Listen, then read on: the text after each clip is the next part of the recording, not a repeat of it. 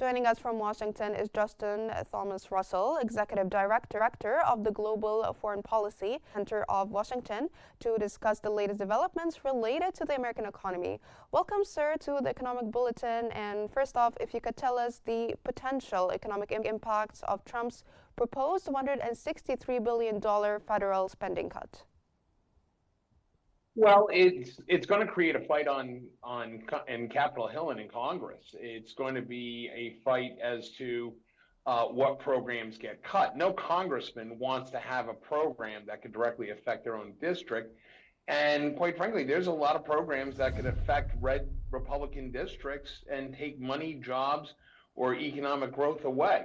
So I'm not really sure that this was well thought out. This, to me, looks like a very similar shotgun, throw spaghetti at the wall approach, kind of like what they took with the tariffs.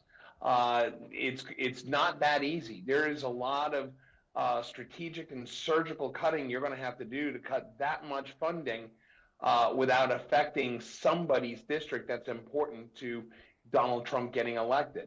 So again, this is very early and everybody's still trying to dissect what's happening. Now, regarding the 23% reduction in discretionary spending, how might this affect public services?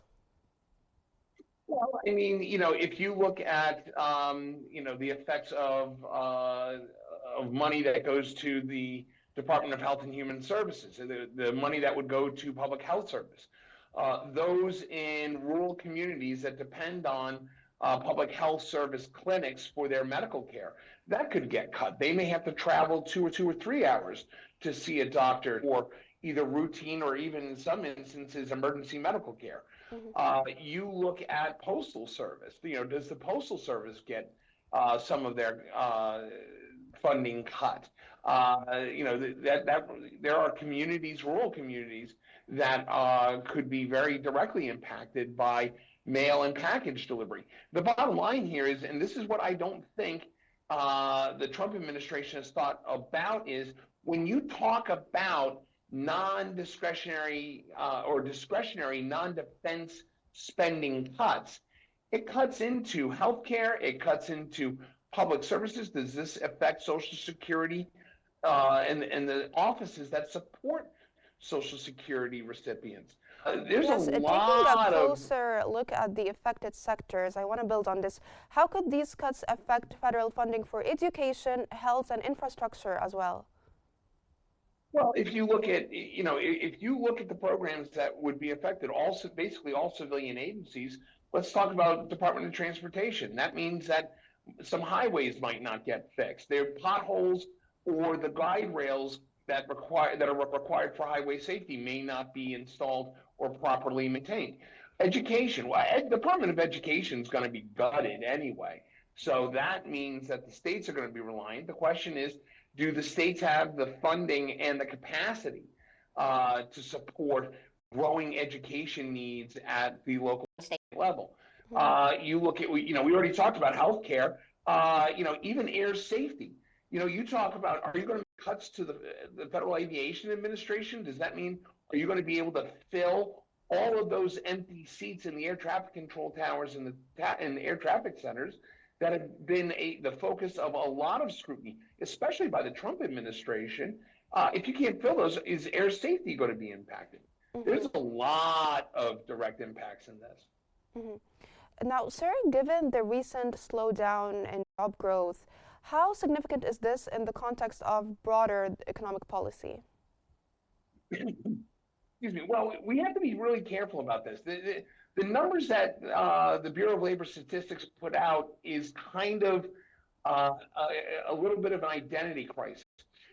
As you reported, a large amount of the economists were expecting somewhere in the area of about 130 to 145,000 job increases during this reporting period. What came out this morning was just slightly over 177,000, which is a lot bigger than I think economists had looked at.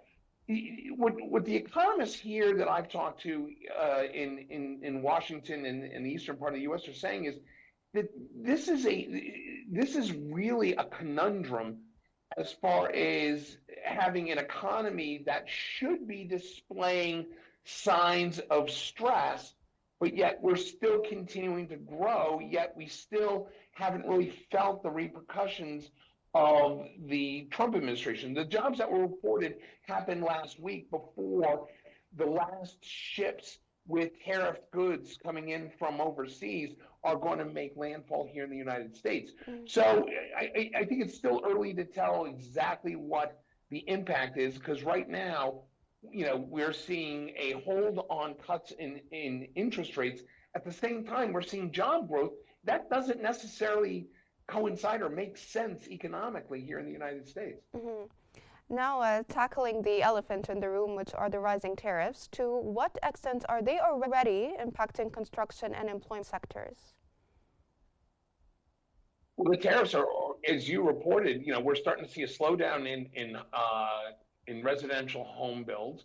The tariffs are affecting everything from softwood timber coming from Canada, which is a key part of the wood that goes into residential home building here in the United States. We're starting to see everything from the little tiny tacks that go into roofing to large appliances that go into spec homes. That is all starting to feel the residential home industry is starting to feel that pinch right now.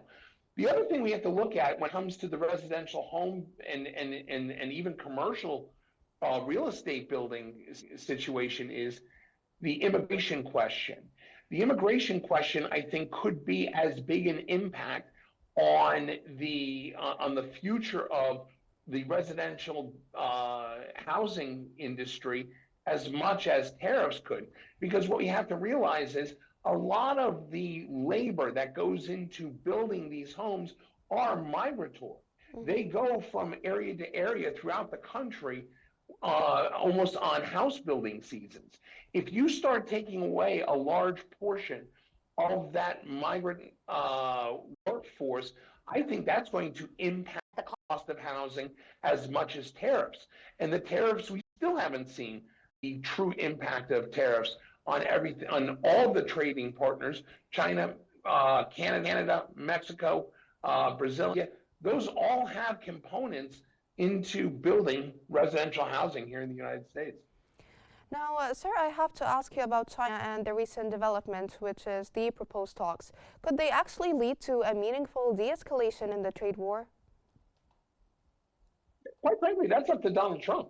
I mean, China didn't ask for this. President Xi didn't ask for this. And President Xi in China, quite frankly, kind of hold the upper hand. Donald Trump has been going around, throwing these numbers out there. He threw out 145% tariff on Chinese products. Those products are now starting to make their way over, if they even get here, to the United States. And Donald Trump's been putting out this rhetoric of, well, I've been talking to Xi, I've been talking to Beijing, and Beijing's actually saying, well, no, you haven't. Nobody's contacted us.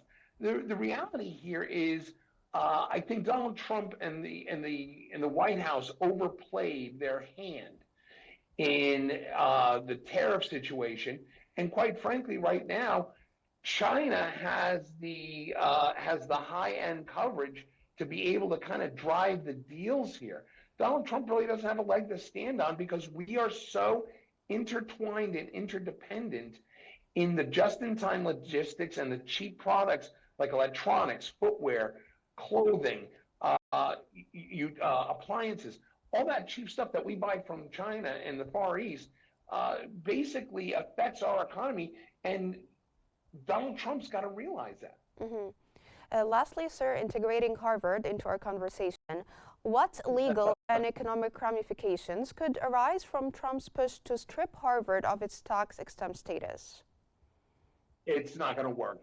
I don't think there's a court in the country that will allow Donald Trump to be this arbitrary and capricious. Look, the bottom line here is that all Harvard has to do is walk into a courtroom and saying, look, if he's going to take away our status as a university, as a private university with, that has historically had tax exempt status and has been providing education and research services to the, to the entire nation, if not the entire world, is he going to do it to us?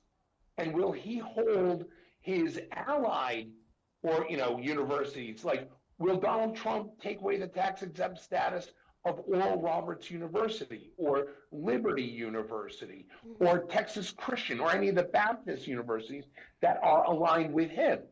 That is going to be something that's going to be fought out in the courts. And quite frankly, I don't think the administration has a leg to stand on. Mm-hmm.